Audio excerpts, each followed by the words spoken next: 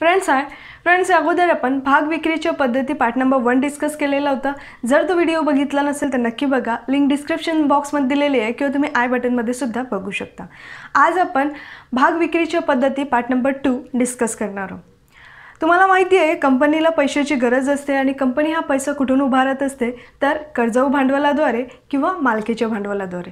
जर कंपनीला कर्ज घ्यायचं नसेल किंवा ऑलरेडी कंपनीने कर्ज घेतलेले असेल आणि कंपनीला परत पैशाची गरज असेल तर अशा केसमध्ये कंपनी समहक्क भागांची विक्री करून पैसे उभारत असते। सो फ्रेंड, अशा पद्धतीने कंपनी जे आहे भाग विक्री करून ठीक आहे जनतेला भाग विक्री करून पैसे गोळा करत असते, त्याला आपण सार्वजनिक विक्री म्हणतो। त्याचप्रमाणे विद्यमान समहक्क भागधारकांना भागांची विक्री केली जाते। ओके, या दोन्ही पद्धती आपण पार्ट नंबर 1 मध्ये कव्हर केलं।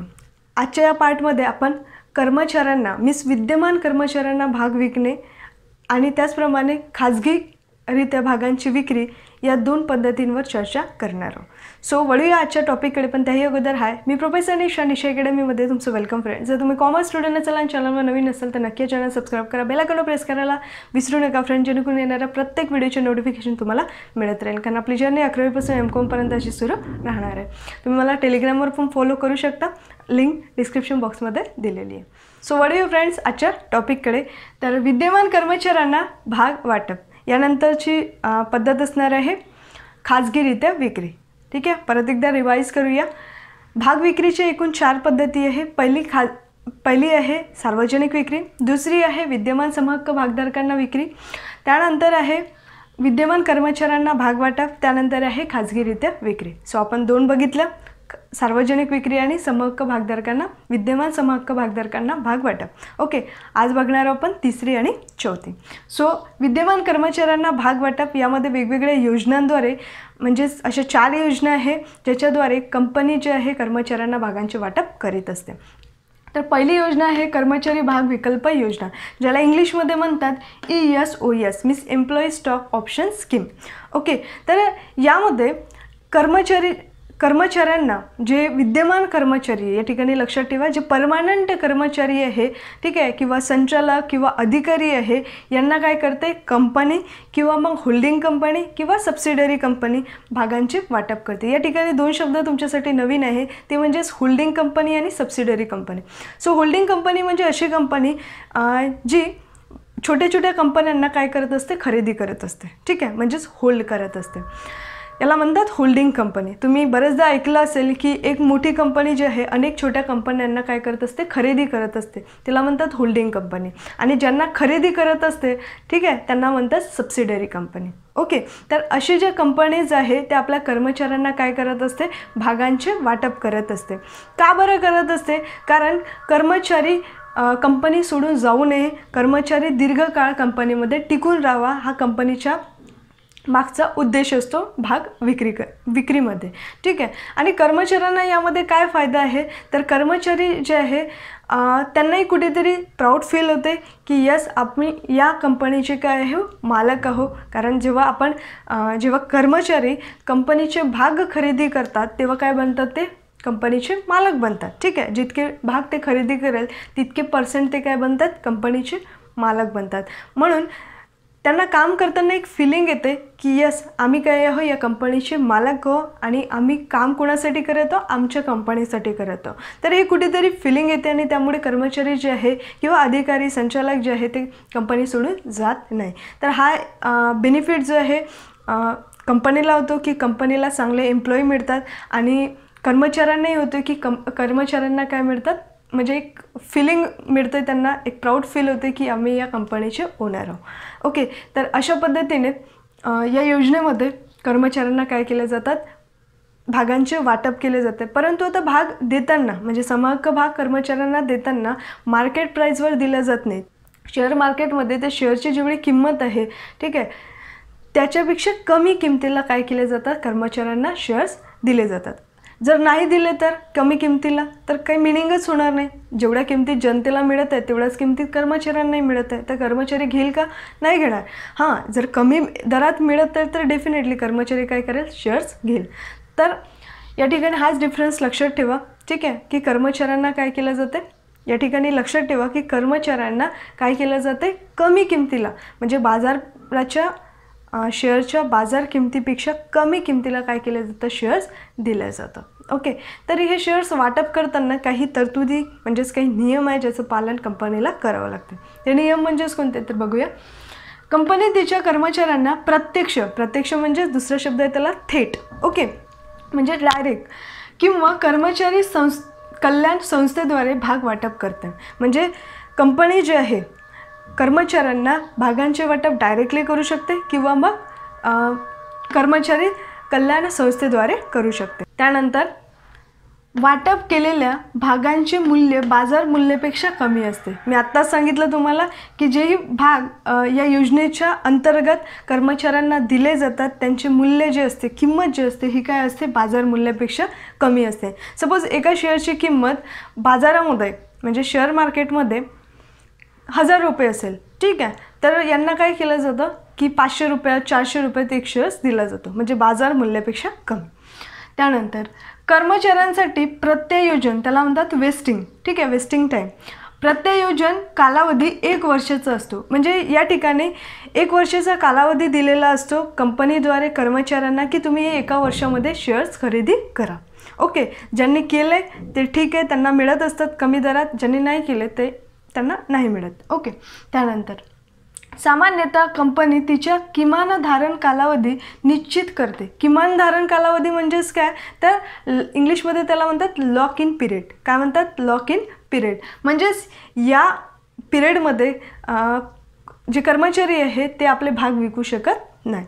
या ठिकाणी बघा, म्हणजे ज्यामध्ये कर्मचारी भाग विक्री करू शकत नाही. जो विकल्प दिल्यापासून ते धारण करण्यामध्ये किमान धारण कालावधी हे 1 वर्षाचा असतो. म्हणजे 1 वर्षापर्यंत काय करू शकत नाही, ते आपले शेअर्स विकू शकत नाही. त्यानंतर जोपर्यंत कर्मचारी भाग खरेदी करीत नाही तोपर्यंत लाभांश आणि मतदानाचा अधिकाराचा लाभ घेऊ शकत नाही. म्हणजे जोपर्यंत कर्मचारी या योजनेच्या अंतर्गत जे समहक्क भाग मिळत आहे ते जो खरेदी करत नाही दिलेल्या काळामध्ये, तोपर्यंत त्यांना काय मिळत नाही, मतदानाचा हक्क मिळत नाही. त्याचप्रमाणे काय मिळत नाही, लाभांशसुद्धा मिळत नाही. ठीक आहे, आणि ज्यांनी खरेदी केले त्यांना काय मिळतात, लाभांश आणि मतदानाचा हक्क मिळतात.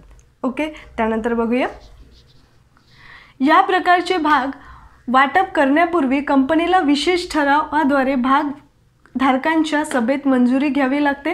कर्मचारी या योजनेअंतर्गत खरेदी केलेले भाग हस्तांतर करू शकत नाही किंवा गहाण किंवा तारण ठेवू शकत नाही. ओके, तर या ठिकाणी तुम्हाला माहिती आहे की कंपनीमध्ये जे काही डिसिजन घेतले जातात त्याला परमिशन कोणाची लागते तर भागधारकांची लागते, समहक्क भागधारकांची लागते. ठीक आहे, तर या योजनेमध्ये जेव्हा ही योजना लागू केली जाते, ठीक आहे, की कर्मचाऱ्यांना काय केले जाणार आहे, भाग दिला जाणार आहे, तर याकरिता कशाची गरज असते, विशेष ठरावाची गरज असते. ठीक आहे, विशेष ठराव म्हणजेच काय तुम्हाला माहिती आहे की 75% समहक्क भागधारक काय पाहिजे, या योजनेच्या फेवरमध्ये पाहिजे. ओके, म्हणजे 75% समहक्क भागधारकांनी अप्रुव्हल दिलं पाहिजे, तरच ही योजना काय करता येते, अंमलात आणता येते. त्यानंतर काय म्हणत आहे की ते हस्तांतरित करू शकत नाही. ठीक आहे, म्हणजे या योजनेअंतर्गत जे खरेदी केलेले भाग आहे ते काय करू शकत नाही, कर्मचारी दुसऱ्यांना देऊ शकत नाही, दुसऱ्यांच्या नावाने करू शकत नाही, त्याला म्हणतात हस्तांतरण. ठीक आहे, किंवा तारण ठेवू शकत नाही. म्हणजे सपोज कर्मचाऱ्यांना पैशाची गरज आहे, ठीक आहे, तर तुम्हाला माहिती आहे की शेअर्स ही काय असते, सिक्युरिटी असते, प्रॉपर्टी असते. आपण शेअर्सला तारण म्हणून ठेवून आपण पैसेसुद्धा म्हणजे लोनसुद्धा घेऊ शकतो. परंतु या योजनेअंतर्गत जे शेअर्स मिळतात कर्मचाऱ्यांना, त्यांना कर्मचारी तारण म्हणून ठेवू शकत नाही. ओके, आणि त्याच्या अगेन्स्टमध्ये लोन पण घेऊ शकत नाही. तर ही गोष्ट लक्षात ठेवा, म्हणजे हस्तांतरही करू शकत नाही किंवा मग तारणही ठेवू शकत नाही. त्यानंतर कंपनीला कर्मचारी भाग विकल्प योजनेचे व्यवस्थापन करण्यासाठी भरपाई समितीची स्थापना करावी लागते. म्हणजे कंपनीला या योजनेची व्यवस्थापन करण्यासाठी एक कमिटी स्थापन करावी लागते. त्याचं नाव काय आहे तर भरपाई समिती. ठीक आहे, काय आहे, भरपाई समिती. त्यानंतर कंपनीला सेबी नियम 2014च्या तरतुदीचे पालन करावं लागतं. तर या सर्व तरतुदी आहे ज्यांचे पालन करूनच कंपनीला काय करावं लागतं, या योजनेची अंमलबजावणी करावी लागते. ओके, त्यानंतर बघूया दुसरी योजना काय आहे ती आहे कर्मचारी भाग खरेदी योजना. इंग्लिशमध्ये काय म्हणतात त्याला, ESPS means employee stock purchase scheme. काय म्हणतात, एम्प्लॉई स्टॉक परचेस स्कीम. या योजनेअंतर्गत कर्मचाऱ्यांनाही काय केलं जातं, सेम आहे. ठीक आहे, पहिली जी योजना आपण बघितली त्यानुसारच आहे की या ठिकाणी कंपनी काय करत असते, कर्मचाऱ्यांना डिस्काउंटमध्ये भाग देत असते. म्हणजेच काही जे मार्केट प्राईस आहे त्याच्यापेक्षा कमी दरात काय देत असते, शेअर्स देत असते. ओके, परंतु या ठिकाणी मोस्टली कंपनी काय करत असते, जेव्हा कंपनी जनतेला शेअर्स विकते, या ठिकाणी लक्षात ठेवा की कंपनी जनतेला जेव्हा शेअर्स विकते तेवढे जेवढे शेअर्स जनतेला विक्रीस काढल्या जाते कंपनीद्वारे, सपोज 1,00,000 शेअर्स जे आहे कंपनीद्वारे विक्रीस काढले. ठीक आहे, तर त्यामधला हिस्सा जो आहे काही पर्सेंटेज, म्हणजे फॉर एक्झाम्पल आपण म्हणू शकतो की 30,000 शेअर्स हे कर्मचाऱ्यांसाठी काढून ठेवले जाते. काय म्हटलं मी, जेव्हाही कंपनी जनतेला शेअर्स विक्रीस काढते तर त्यामधलं काही पर्सेंटेज कर्मचाऱ्यांसाठी राखून ठेवलं जाते. म्हणजे 30,000 शेअर्स एक्झाम्पल घेतलं मी, 30,000 शेअर्स कर्मचाऱ्यांसाठी राखून ठेवले जाते. त्यानंतर 70% जे आहे ते रिटेल इन्व्हेस्टर किंवा मग जे म्युच्युअल फंड आहे, LIC आहे, यांना विकले जाते. बरोबर. तर ते 30% शेअर्स कोण घेईल, फक्त आणि फक्त कर्मचारी घेईल. परंतु यांना जेव्हा जनतेला शेअर्स विक्री करताना त्यांच्या कर्मचाऱ्यांसाठी जेवढे रिझर्व शेअर्स असतात त्यांची किंमत ही जे शेअर मार्केटमध्ये किंमत असते तेच किंमत त्यांनाही लागू होते. म्हणजे जनतेला ज्या भावाने कंपनी शेअर्स विकते त्याच भावाने कर्मचाऱ्यांना काय करावं लागतं, घ्यावं लागतं. फक्त हाच डिफरन्स आहे. या ठिकाणी डायरेक्ट जे आहे शेअर्स दिले जातात, या ठिकाणी जेव्हा कंपनी जनतेला शेअर्स विक्रीस काढते तेव्हा एक ऑप्शन ठेवते कर्मचाऱ्यांसाठी की तुम्ही एवढा स्टॉक आहे, ठीक आहे, 30,000 40,000 जे काही असेल कंपनी डिसाईड करत असेल शेअर्स तेवढे कर्मचाऱ्यांसाठी राहील, फक्त कर्मचारीच ते शेअर्स परचेस करेल. ओके, परंतु किंमत मात्र जनतेला जेवढी द्यावी लागेल, ठीक आहे, तेवढीच किंमत जी आहे शेअरची कर्मचाऱ्यांना द्यावी लागेल. ओके, आणि किंवा मग जर कंपनी थेट कर्मचाऱ्यांना शेअर्स देत असेल, जसं आपण पहिल्या याच्यामध्ये बघितलं, ठीक आहे, त्या केसमध्ये कंपनी काय करू शकते, शेअर्स कमी किमतीत कर्मचाऱ्यांना देऊ शकते. तर हे शेअर्स पण विक्री करताना कंपनीला जे आहे काही नियमांचं तरतुदींचं पालन करावं लागतं. त्या म्हणजेच कोणतं तर बघूया. कर्मचाऱ्यांच्या त्यांच्या श्रेणीनुसार वेगवेगळ्या संख्येने भागांची विक्री केली जाते. म्हणजे कर्मचारी जे अधिकारी असतात, संचालक असतात किंवा कर्मचारी असतात त्यांच्या श्रेणीनुसार, ठीक आहे, ते कोणत्या पोस्टवर आहे त्यानुसार काय केले जातात, त्यांना शेअर्स दिले जातात. ठीक आहे, त्यानंतर ESPSद्वारे वाटप केलेले भाग. ESPS मीन्स कर्मचारी भाग खरेदी योजनेद्वारे वाटप केलेले भाग ताबडतोब सूचीबद्ध केले पाहिजे. ठीक आहे, म्हणजेच शेअर मार्केटमध्ये काय केले पाहिजे, लिस्टेड केले पाहिजे. ठीक आहे, शेअर मार्केटमध्ये भागांची काय केली पाहिजे, नोंदणी केली पाहिजे. का बरं, कारण हे शेअर जे आहे पब्लिकला इश्यू केलं, जेव्हा कंपनी करते पब्लिकला इश्यू करते शेअर्स त्याच वेळेला कर्मचाऱ्यांनाही इश्यू करत असते. म्हणजे एक प्रकारे पब्लिक इश्यूज आहे. ठीक आहे, तर आपण बघितलं की पब्लिक इश्यू करताना जेव्हा जनतेला कंपनी शेअर्स इश्यू करते तेव्हा तिची लिस्टिंग जी आहे ती कुठे केली जाते, भाग बाजारामध्ये केली जाते. तर या ठिकाणी लक्षात ठेवा की या कर्मचाऱ्यांना शेअर्स दिले जाते, परंतु जेव्हा पब्लिकला वाटप केलं जाते तेव्हा काही रिझर्व कर्मचाऱ्यांसाठी शेअर्स काढून ठेवले जाते. ओके, म्हणून याची लिस्टिंग करणे, त्या शेअर्सची लिस्टिंग करणे हे खूप जास्त गरजेचं आहे. त्यानंतर जर ESPS सार्वजनिक भाग विक्रीचा हिस्सा नसेल, ठीक आहे, जर ESPS सार्वजनिक भाग विक्रीचा हिस्सा नसेल तर धारण कालावधी भाग वाटपापासून 1 वर्षाचा असतो. ठीक आहे, जसं आपण पहिल्या योजनेमध्ये बघितलं, ठीक आहे, 1 वर्षाचा कालावधी दिलेला असतो, तुम्ही 1 वर्षामध्ये भाग खरेदी करू शकता. जर सार्वजनिक विक्रीचा पार्ट नसेल तर, ठीक आहे, म्हणजे कंपनीने जर डायरेक्टली कर्मचाऱ्यांना शेअर्स द्यायचे ठरवले असेल तर 1 वर्षाचा कालावधी दिला जातो.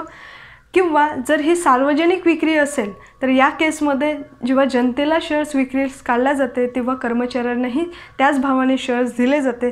त्यामुळे कालावधी देण्याचा प्रश्नच नाही. कर्मचारी जर घ्यायचे असेल शेअर्स तर घेत असतात आणि यामध्ये पुढे बेनिफिट पण आहे त्यांना. ते म्हणजेच कोणते तर कंपनीने सेबी नियम 2014च्या तरतुदीची पूर्ण करायला पाहिजे. ओके, ह्या नियमाचं पालन करायला पाहिजे. ESPSद्वारे भाग वाटप करण्यापूर्वी कंपनीला भागधारकांच्या सभेत विशेष ठरावाची मंजुरी केली जाते. ओके, याच्यात बेनिफिट काय आहे, तर हे जे कर्मचारी आहे काय करू शकतात, तुरंत आपले भाग जे आहे भाग बाजारामध्ये विकू शकतात. हा एक फायदा आहे. म्हणजे जनरल पब्लिकसारखे हे असतात, ठीक आहे, कर्मचारी जे आहे शेअर्स विकू शकतात. यामध्ये काय डिफरन्स होतं की कर्मचारी आपले शेअर्स विकू शकत नाही, हस्तांतरित करू शकत नाही. या ठिकाणी ते करू शकतात जर सार्वजनिक विक्री असेल तर. परत एकदा रिव्हिजन करूया आणि या दोघांमधला थोडा डिफरन्स समजून घेऊया, या दोन्ही योजनेमध्ये काय फरक आहे. तर पहिला बघितलं आपण कर्मचारी भाग विकल्प योजना. ही योजना कुणाकरिता असते, विद्यमान कर्मचाऱ्यांकरिता असते, ठीक आहे. त्यानंतर होल्डिंग कंपनी, सबसिडरी कंपनी, त्याचप्रमाणे जी कंपनी आहे ती काय करत असते, आपल्या विद्यमान कर्मचाऱ्यांना, मीन्स परमनंट जे कर्मचारी आहे, संचालक आहे, अधिकारी आहे, त्यांना काय करत असते, बाजार किमतीपेक्षा कमी दरात शेअर्स देत असतात, ठीक आहे. एक निश्चित कालावधी देत असते, 1 वर्षाचा असतो तो. त्या 1 वर्षात त्यांना काय करायचं असते, शेअर्स खरेदी करायचं असते. फ्रेंड्स, या स्कीम मागचा उद्देश काय होता, ठीक आहे. जेव्हा ही स्कीम निघाली तेव्हा उद्देश काय होता की कंपनीमध्ये जे चांगले कर्मचारी आहेत त्यांना ठेवणे, ठीक आहे ना, म्हणजे रोखून ठेवणे, म्हणजे ते जाऊ नये, कंपनी सोडून जाऊ नये. तर हा त्याच्या मागचा उद्देश होता. त्यांनी जर भागांची खरेदी केली तर ते कंपनीचे मालक बनतात आणि त्यामुळे कुठेतरी एक मालक असण्याची फिलिंग त्यांच्या मनात येते आणि ते कंपनी सोडून जात नसतात. तर कंपनीला फायदा होतो की चांगले एम्प्लॉई कंपनीला मिळत असते. ओके, म्हणून कंपनी जे आहे कर्मचाऱ्यांना कमी किमतीमध्ये भाग देत असतात. दुसरी जी आपण स्कीम बघितली, कर्मचारी भाग खरेदी योजना बघितली, ठीक आहे. यामध्ये थेट जेव्हा जनतेला शेअर्स विकले जातात तेव्हा काही रिझर्व जे आहे कर्मचाऱ्यांसाठी काढून ठेवला जातो, ठीक आहे. तो जो रिझर्व काढून ठेवला जातो, म्हणजे जेवढे शेअर्स काढून ठेवले जाते कर्मचाऱ्यांसाठी, तर ते कर्मचारीच खरेदी करत असतात. ओके, परंतु कर्मचाऱ्यांना त्याच दरात खरेदी करावं लागते जे दर जनतेसाठी असतो. ओके, तर या ठिकाणी हा एक फायदा आहे की हे कर्मचारी जे आहे जसे शेअर्स घेतलं की लगेच ते विकू पण शकतात. या ठिकाणी ते विकू शकत नाही. ओके, तरतुदी परत एकदा रिवाईज करूया. कंपनी तिच्या कर्मचाऱ्यांना थेट किंवा कर्मचारी कल्याण संस्थेद्वारे काय करत असते, भागांचे वाटप करत असते. त्यानंतर वाटप केलेल्या भागांचे मूल्य भागबाजारापेक्षा काय असते, बाजार मूल्यापेक्षा काय असते, कमी असते. त्यानंतर कर्मचाऱ्यांसाठी प्रत्ययोजन कालावधी हा 1 वर्षाचा असतो. 1 वर्षात त्यांना घ्यायचे असते शेअर्स. सामान्यतः कंपनी तिच्या किमान धारण कालावधी निश्चित करते, म्हणजे ज्यामध्ये कर्मचारी भाग विक्री करू शकत नाही. आणि तो कालावधी किती वर्षाचा असतो, 1 वर्षाचा असतो. त्यानंतर जोपर्यंत कर्मचारी भाग खरेदी करत नाही तोपर्यंत त्यांना काय मिळत नाही, लाभांश आणि मतदानाचा अधिकार मिळत नाही. त्यानंतर या प्रकारचे भाग विक्री करण्यासाठी, ठीक आहे, म्हणजे या योजनेसाठी काय करावं लागते, समहक्क भागधारकांची परमिशन घ्यावं लागते, विशेष ठराव संमत करावा लागतो. त्यानंतर या योजनेद्वारे म्हणजेच कर्मचारी भाग विकल्प योजनेद्वारे जे शेअर्स कर्मचाऱ्यांना मिळतात ते दुसऱ्यांना हस्तांतरित करू शकत नाही किंवा ते तारणही ठेवू शकत नाही. त्यानंतर कंपनीला कर्मचारी भाग विकल्प योजनेचे व्यवस्थापन करण्यासाठी भरपाई समितीची काय करावं लागते, स्थापना करावी लागते. त्यानंतर कंपनीला सेबी नियम 2014च्या तरतुदीचे पालन करावे लागतं.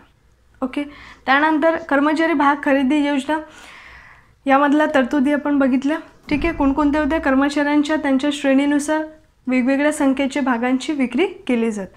त्यानंतर ESPSद्वारे वाटप केलेले भाग ताबडतोब सूचीबद्ध केले जातात, म्हणजे भाग बाजारामध्ये त्याची काय करावं लागते, भागांची नोंदणी करावी लागते. त्यानंतर जर ESPS सार्वजनिक भाग विक्रीचा हिस्सा नसेल, ठीक आहे, तर धारण कालावधी हा भाग वाटपापासून 1 वर्षाचा असतो. जर कंपनीने सार्वजनिकरित्या भागांची विक्री न करता डायरेक्टली जर कर्मचाऱ्यांना भाग दिले असेल, ठीक आहे, तर मात्र 1 वर्षाचा कालावधी दिला जातो, ज्या कालावधीमध्ये काय करावं लागतात, कर्मचाऱ्यांना भाग खरेदी करावं लागतात. तर या ठिकाणी कंपनी जे आहे कमी पैसे म्हणजेच डिस्काउंटमध्ये काय केले जातात, भाग कर्मचाऱ्यांना दिले जातात, ठीक आहे. त्यानंतर कंपनीने सेबी नियम 2014च्या तरतुदीची पूर्ण केल्या पाहिजे, ठीक आहे, तरतुदी पूर्ण केल्या पाहिजे. त्यानंतर ESPSद्वारे भाग वाटप करण्यापूर्वी कंपनीला भागधारकांच्या सभेत काय करावं लागते, विशेष ठराव मंजूर करून घ्यावा लागतो. सो फ्रेंड्स, विद्यमान कर्मचाऱ्यांना भाग वाटप, ठीक आहे, म्हणजेच कर्मचाऱ्यांना भाग वाटप करताना वेगवेगळ्या योजनांथ्रू भागांचे वाटप केले जाते. त्यामधल्या आपण 2 योजना बघितल्या. आता बघूया पुढच्या 2 योजना. तर भाग किंमत वृद्धी अधिकार योजना, ज्याला इंग्लिशमध्ये म्हणतात स्टॉक ॲप्रिशिएशन राईट स्कीम. काय म्हणतात? Stock appreciation right scheme. तर या योजनेअंतर्गत कर्मचाऱ्यांना जो यामध्ये एक स्टॉक डिसाईड करत असते कंपनी, म्हणजे शेअर्स डिसाईड करत असते आणि त्यांची जी वाढलेली किंमत असते दिलेल्या कालावधीमध्ये. फॉर एक्झाम्पल, एका शेअरची किंमत आहे 10 रुपये आणि जो वेळ निश्चित कालावधी असतो, जो कालावधी या स्कीममध्ये ठरलेला असतो, तर त्या कालावधीमध्ये सपोज शेअरची किंमत वाढली आणि ते झाली 20. ठीक आहे, एक्झाम्पल देते आहे की एका शेअरची किंमत 10 रुपये होती आणि फ्युचरमध्ये त्याची किंमत झाली 20 रुपये. ओके, तर जे झालेली वाढ आहे 10 रुपयाची, ठीक आहे, ते कंपनीच्या कर्मचाऱ्यांना, अधिकाऱ्यांना किंवा संचालकांना बोनसच्या स्वरूपात दिले जातात. म्हणजे कॅशमध्ये दिले जाते ही वाढ किंवा मग शेअरच्या स्वरूपात दिली जाते. ठीक आहे, तर याकरिता, या स्कीमकरितासुद्धा भागधारकांची परमिशन जे आहे, म्हणजेच विशेष ठराव जो आहे तो मंजूर करावा लागतो. ठीक आहे, त्यानंतर आहे स्वेट सामान्य भाग. आता स्वेट सामान्य भाग म्हणजेच काय? तर स्वेट म्हणजेच काय? तर इंग्लिशमध्ये स्वेट म्हणतात, मराठीत म्हणतात घाम. ठीक आहे, तर जे कर्मचारी कंपनीसाठी खूप मेहनत करतात, ठीक आहे, तर आपण बघितलं OCMमध्ये की जे कर्मचारी खूप मेहनत करतात, ओके, तर त्यांना कंपनी काय करत असते, त्यांच्या मेहनतीचं कौतुक म्हणून, ठीक आहे, किंवा त्यांनी केलेली मेहनत कंपनीसाठी, त्यामुळे कंपनीला झालेला प्रॉफिट, याच्या बदल्यात त्यांना काही मोबदले देत असते, आर्थिक बिगर आर्थिक मोबदले देत असते. तर या योजनेअंतर्गत, स्वेट सामान्य भाग या योजनेअंतर्गत कंपनी काय करत असते, आपल्या अशा कर्मचारी किंवा संचालक किंवा अधिकारी ज्यांच्यामुळे कंपनीला प्रॉफिट झालेला आहे, त्यांना डिस्काउंटमध्ये शेअर्स देत असतात. काय करत असतात? डिस्काउंटमध्ये शेअर्स देत असतात. आणि या स्कीमच्या अंतर्गत मिळालेले जे शेअर्स असतात कर्मचाऱ्यांना, त्यांना ते 3 वर्ष हस्तांतरित करता येत नाही. ओके, त्याचप्रमाणे डिस्काउंटमध्ये शेअर्स मिळतात म्हणजेच काय? तर जे शेअरची मूळ किंमत आहे, ज्याला आपण म्हणतो फेस व्हॅल्यू, त्याच्यापेक्षा कमी किमतीला, म्हणजे कसर देऊन काय केली जाते, या ठिकाणी भाग विकले जातात. परंतु कंपनी कायद्यामध्ये कसर देऊन भागांची विक्री केल्या जात नाही, निर्बंध आहे. फक्त 2च सवलती जे आहे, म्हणजेच म्हणता येईल आपल्याला की कंपनी कायद्यामध्ये 2 अशा तरतुदी आहे. एक तर कर्जाऊ भांडवल, जे असं कर्जाऊ भांडवल ज्याचे समहक्क भागांमध्ये रूपांतर होते. ठीक आहे, फॉर एक्झाम्पल परिवर्तनीय कर्जरोखे. ठीक आहे, तर विशिष्ट काळानंतर त्या कर्जरोख्याचे काय होते, समहक्क भागांमध्ये रूपांतर होते. तर त्या कर्जरोखे धारकांना काय म्हटलं आपण की डिस्काउंटमध्ये काय दिले जातात, शेअर्स दिले जातात. तर ते कंपनी कायद्यामध्ये त्याला परमिशन आहे. आणि दुसरं आहे स्वेट सामान्य भाग. सो या ठिकाणी सुद्धा कंपनी जे आपल्या कर्मचाऱ्यांना भाग जे आहे डिस्काउंटमध्ये विकू शकते. फक्त या 2च तरतुदी कंपनी कायद्यामध्ये अलाऊ आहे. बाकीच्या वेळेला कंपनी जे आहे फेस व्हॅल्यूपेक्षा कमी किमतीला, म्हणजे डिस्काउंट प्राईजमध्ये, ज्याला आपण मराठीत म्हणतो कसर देऊन भागांची विक्री करता येत नाही. फक्त 2च एक्सेप्शन आहे, अपवाद आहे. ते म्हणजे कोणते? कर्जाऊ भांडवल आणि दुसरे स्वेट सामान्य भाग. ओके, त्यानंतर बघा खाजगीरित्या विक्री. ओके, सो सुरुवातीपासून परत एकदा रिव्हिजन करूया की भाग विक्रीच्या पद्धती कोणकोणत्या होत्या. तर 4. नंबर 1 सार्वजनिक विक्री. नंबर 2 विद्यमान समहक्क भागांना भागांचे वाटप. नंबर 3 विद्यमान कर्मचाऱ्यांना भागांचे वाटप. ठीक आहे, आणि नंबर 4 खाजगीरित्या विक्री. आता खाजगीरित्या विक्री म्हणजेच काय? तर या शब्दावरूनच कळते की जे ही ओळखीचे, ठीक आहे, म्हणजे विशिष्ट समूहाला कंपनी काय करत असते, सिलेक्ट करत असते आणि त्यांनाच भागांची विक्री करत असते. तो समूह जो आहे तो 200 लोकांचा असू शकतो. ठीक आहे, म्हणजे 200 लोक म्हणा किंवा 200 संस्था म्हणा, त्यांना सिलेक्ट केलं जातं 200पर्यंत आणि त्यांनाच काय केले जातात, भागांची विक्री केली जाते. ठीक आहे, प्रतिभूतींची विक्री केली जाते. त्यालाच म्हणतात खाजगीरित्या विक्री. आता प्रतिभूती म्हणजेच काय? तर भागच नाही, तर कर्जरोखे किंवा इतर जे बंधपत्रे यांनासुद्धा विकल्या जाते. तर बंधपत्र ते या ठिकाणी येणार नाही, कारण बंधपत्राचे समहक्क भागामध्ये रूपांतर होणार नाही. ठीक आहे, तर जे कर्जाऊ भांडवल ज्याचे समहक्क भागांमध्ये रूपांतर होते, ठीक आहे, तेच प्रतिभूती या ठिकाणी विकल्या जातात. ओके, तर खाजगीरित्या विक्री म्हणजेच काय, तर कंपनी जी आहे विशिष्ट गटालाच काय करत असते, भागांची विक्री करत असते, प्रतिभूतींची विक्री करत असते, त्याला म्हणतात खाजगीरित्या विक्री. सो फ्रेंड, खाजगीरित्या विक्री करताना कंपनीला कोणकोणत्या नियमाचं पालन करावं लागते ते बघूया. तर कंपनीचे संचालक मंडळ विशिष्ट समूहामध्ये समाविष्ट करण्यासाठी व्यक्तींची निवड करते. ओके, या ठिकाणी ज्यांना शेअरची विक्री करायची आहे, प्रतिभूतीची विक्री करायची आहे, असा गट कोण सिलेक्ट करत असते, तर संचालक मंडळ सिलेक्ट करत असते. ठीक आहे, त्यामध्ये कोण कोण येऊ शकतात, तर म्युच्युअल फंड येऊ शकतात किंवा संस्थात्मक गुंतवणूकदार इत्यादी लोक येऊ शकतात, किंवा मग प्रवर्तक येऊ शकतात, किंवा मग समहक्क भागधारक येऊ शकतात. ओके, त्यानंतर कंपनीला खाजगीरित्या वाटपाच्या वेळी सोबत ऑफर लेटर अर्ज पाठवते. म्हणजे ज्या गटाला कंपनी काय करत असते, भागांची विक्री करण्यास कंपनी इच्छुक असते. ठीक आहे, ज्या गटाला सिलेक्ट करत असते त्यांना काय करत असते, ऑफर लेटर पाठवत असते. त्यानंतर हे भाग अंशतः दत्त मीन्स पार्टली पेड किंवा पूर्ण दत्त मीन्स फुल्ली पेड असू शकतात. म्हणजे या ठिकाणी कंपनी ज्यांना सिलेक्ट करते, ज्यांना भागांची विक्री कंपनीला करायची असते, त्या गटाकडून पूर्ण पैसे भागांवरचे घेतले जातात किंवा काहीच पैसे घेतले जातात. ठीक आहे, त्यानंतर आणि यांची रक्कम धनादेशाद्वारे किंवा मग DDद्वारे दिली जाते. रोखीने खरेदी करता येत नाही. तर जेही लोक किंवा जेही व्यक्तिसमूह भाग खरेदी करतात त्यांना एकतर चेक द्यावा लागतो किंवा DDद्वारे पैसे भरावे लागतात शेअरचे. ओके, त्यांना डायरेक्टली रोख स्वरूपात त्यांना कंपनीला पैसे देता येत नाही. त्यानंतर खाजगी वाटपामध्ये अर्जदारास भाग त्याग करण्याचा हक्क नसतो. म्हणजे ज्यांनाही भागांची विक्री केली जाते त्या लोकांना आपल्याच नावाने भाग घ्यायचे असतात. ठीक आहे, त्यांना दुसऱ्यांच्या, ठीक आहे, त्यांच्या मित्रांचं म्हणता येईल आपल्याला. फॉर एक्झाम्पल, आता मला कंपनी भाग देण्यास तयार आहे. ठीक आहे, मला सिलेक्ट केलेलं आहे, तर मला माझ्या नावानेच भाग घ्यावं लागेल. मी दुसऱ्यांच्या नावाने ते घेऊ शकत नाही.